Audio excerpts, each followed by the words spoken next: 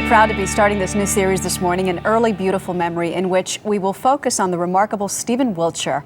From an early age, he's been drawing buildings and landscapes in stunning detail after a mere glimpse. Now, after creating broad panoramas of the world's most iconic cities, we've invited him here to New York to paint his largest work yet. CBS News correspondent Mark Phillips reports.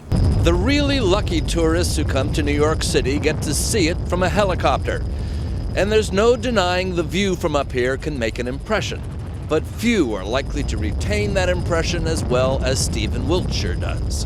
I'm thinking about the Empire State, Chrysler Building, Midtown, Manhattan, skylines, rest of it details. The details are what Stephen sees. Where the buildings are, their shapes, the exact number of windows and stories, the architectural flourishes.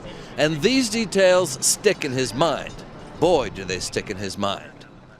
Because after just a brief tour, Stephen can recreate his cityscapes, draw entire urban landscapes from memory.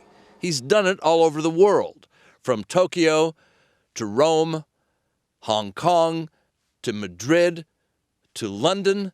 Stephen has performed this amazing trick 8 times. You just see it in your mind? See it in my head to get it in my brain, how it looks. From a very brief look. Very brief look. Now for his finale, he says he's come to New York. Stephen Wiltshire was just 3 years old, a withdrawn child who did not speak when he was diagnosed as severely autistic. But in his special needs school, he started showing a special talent. He had a photographic memory for buildings, and he could reproduce them from memory. His class went to London's ornate Albert Hall. Stephen returned and drew it. From a picture or from memory, and then I'd draw it from the memory.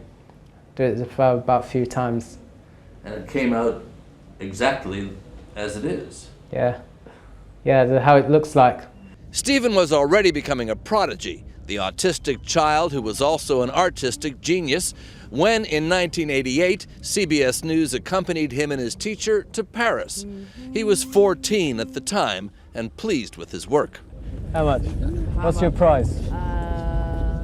1 million francs. 1 million.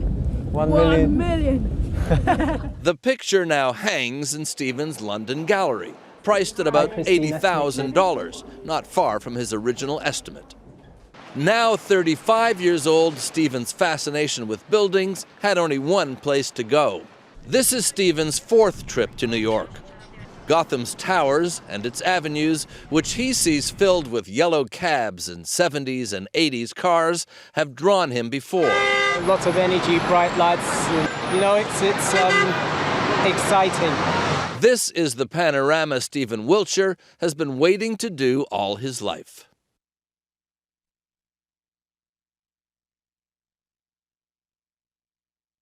I think it may be holding for best we last. So you've been waiting to do New York. Yeah. Practicing on all the other cities. For The Early Show, I'm Mark Phillips.